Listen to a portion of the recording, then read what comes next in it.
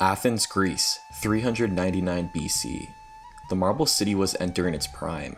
Trade was growing, the government was taking shape, and new schools of thought were beginning to form. From this came three names that would define Western reason: Socrates, Plato, and Aristotle. They were on the hunt for the truth, questioning the world in an attempt to understand the mind.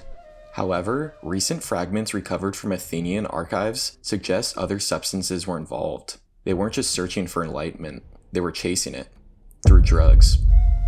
Surviving ledgers from ruins of the academy list repeated purchase of kykeon, a fermented barley drink mixed with poppy. It appears the philosophers began using the mixture during discussions to broaden their minds and hold more sophisticated debates. Socrates was the first to popularize it. He described it as a drink that could take a person from normality to the divine. What began as a tool soon became an addiction. The drink wasn't the only thing he was getting high on.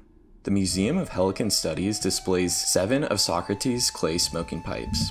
Based on the burn patterns, historians estimate he smoked upwards of 50 bowls a day. In Dialogues of the Mind, Socrates is famously quoted for saying, "I know that I know nothing." Most experts view it as humbling acknowledgement of humanity's limited understanding of the world. Others argue it was far more literal. Socrates truly knew very little, the result of near constant intoxication. A recovered notebook, believed to belong to one of his students, includes a brief entry. "I'm starting to wonder if the master forgets his own questions."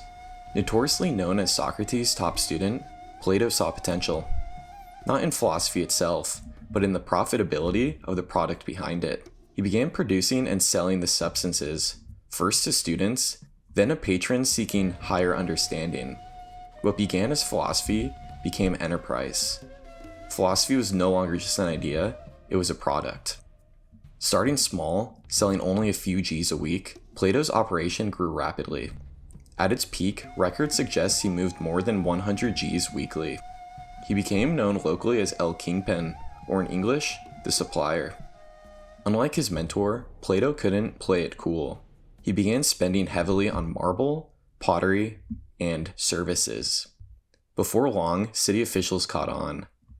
The pair was charged with corrupting the youth, long believed to refer to their teachings, but now thought to mean possession and sale of divine mixtures. Aware of his guilt, Socrates took the blame and was sentenced to death. Aristotle followed years later. He studied both the teachings and the trade, but by then, the market had changed. His product lacked strength and quickly gained a reputation as mid, bunk, and even boof. Trying to ride the wave that Socrates and Plato started, Aristotle's career ended before it began, forcing him to think the old-fashioned way, sober. We remember them as thinkers, visionaries, and teachers, but the ledgers and notes tell a different story, of a circle of burnouts who discovered that enlightenment could be packaged, priced, and sold.